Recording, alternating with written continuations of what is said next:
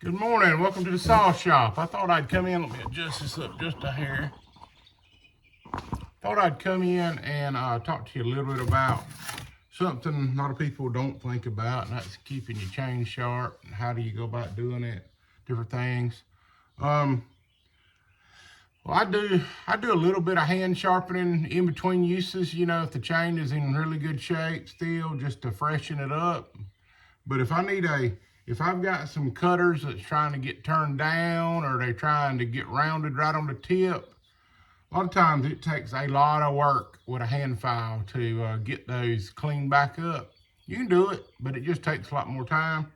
And so I usually snatch it off and come put it on uh, a chain grinder and just tell you what I'm using. I thought I'd come and just talk to you a little bit about how to set it up, kind of what we're looking for, those kind of things. So you can get all kind of chain grinders, but I didn't want to spend just a lot of money. So I just went, and this is actually a Vevor chainsaw chain sharpener. It is, people say, well, hold up, whatever. I bet you this thing's got over 1,000 chains sharpened on it already, and it still runs really well. Operates as it should. I've got this, this is separate from the base. So when I got it, I basically just screwed this to this. I've got it on a big piece of pecan that I milled, 1.5 inch thick piece of pecan tree that I milled. But I screwed it down to that, and then I just put on this knob attaches to top lever.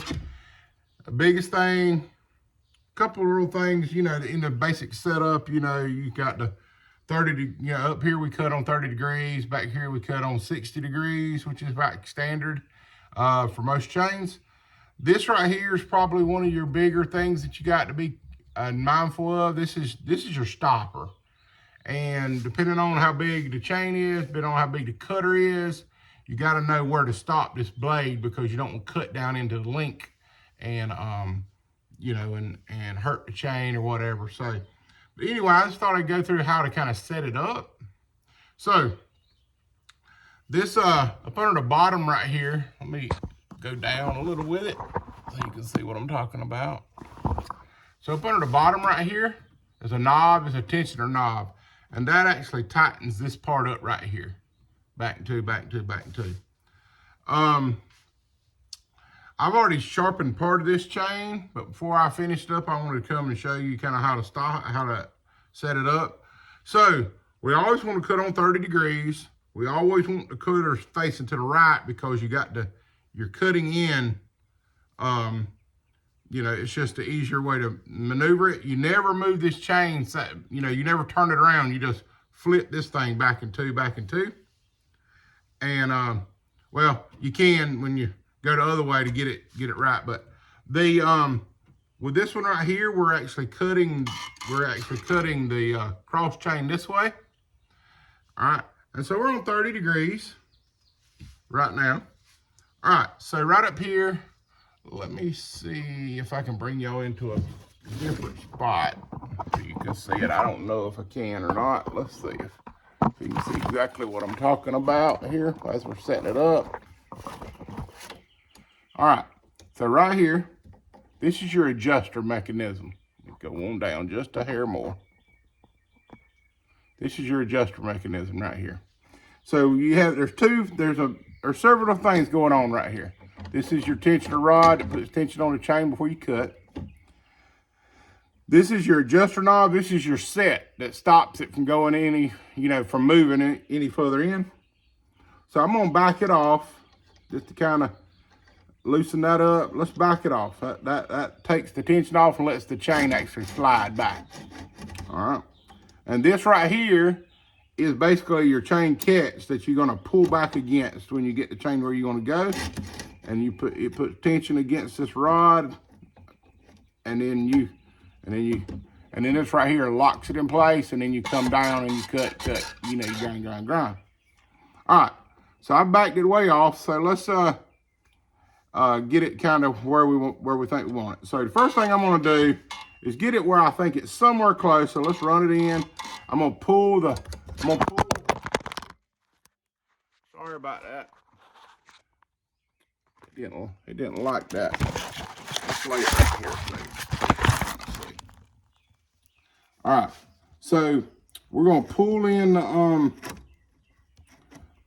pull down the motor till we get in that groove. So we'll keep rolling it in, rolling in. All right, we're down in the gully now. All right, so now I'm gonna just keep tightening it until the cutter gets right against my. All right, I'm up against my blade now, or my grinding disc. All right, I'm gonna lock it in place. I'm gonna pull it up, and I wanna see. All right, it ain't touching; it's just free. So let's go in a little bit more. It's barely touching. Let's go in a little bit more. All right, y'all notice how it kind of wants to catch and then it drops in. That's about what we're looking for. So let's tighten up the catch. So now here what we're gonna do. It ain't the end of the world. All right, we're gonna pull back. We're gonna lock it in. All right, we're gonna hit the power button. And we're just gonna test it. You're not gonna mess chain up testing on one of these. So we're just gonna, and what I do is I just slowly bounce it. Because if you just go into it, it's gonna really heat the tooth up, and it's gonna mess up your, it's gonna make it brittle. So just watch how I do it.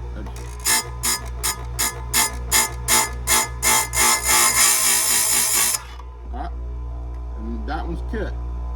That turned out pretty good. All right, then we just pull through, go to the next one, and you go to a section of chain that I hadn't already cut, so you can get right there.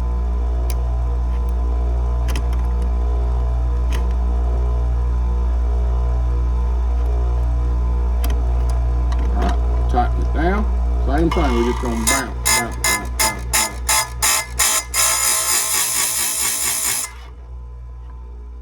And we just loosen up, we roll through to the next cutter that's in that direction, tighten it down, and it's just a rinse and repeat method.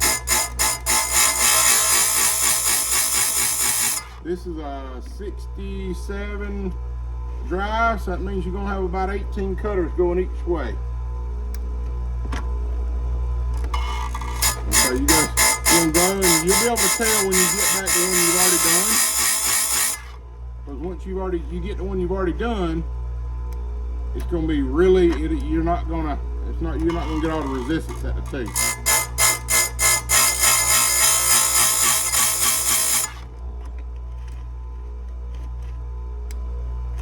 The only negative about these kind of grinders is they don't automatically adjust the raker for you, which most people want to do that to their liking. So once you get this chain in back on the saw, then what I normally do is I take the screw put down over the top of the cutter, and then I take a flat file and swipe it 2 or 3 times at a 45-degree angle that's going with the cutter of the tooth.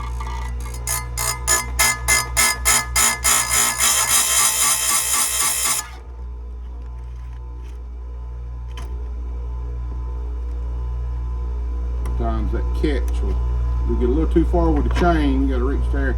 Just keep your hands away from that grinding disc, because it'll do number on you quick.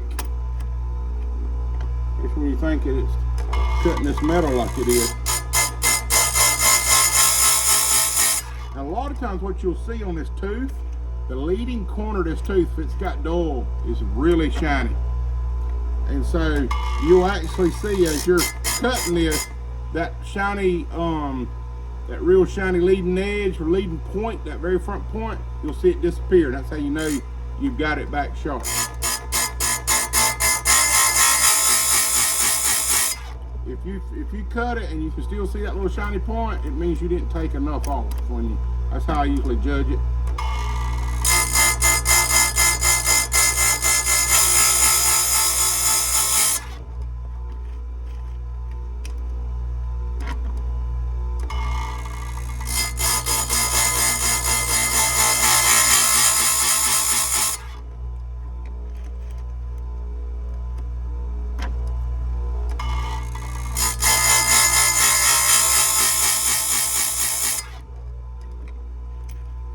And I always tell people, do not, you know, people don't think about it. Running one of the hardest things on the chainsaw and one of the worst things for a chainsaw is running it with a dull chain. It creates a lot of heat and puts a lot of pressure on your crank bearings on the PTO side. And you're just wearing yourself out because you ain't getting nothing accomplished. I watched somebody the other day, they was cutting with a saw that blade, they was going back and through the tree kind of like it was a regular saw. I was like, this ain't a manual saw, man.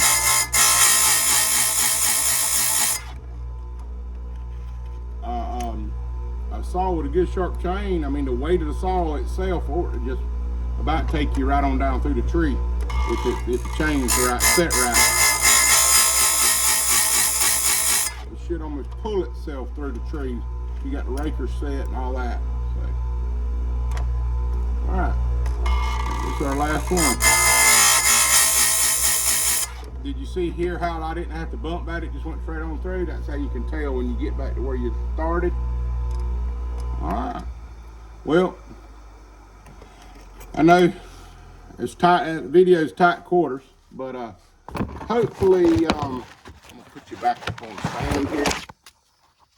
Hopefully, you could see that kind of what I was trying to show you.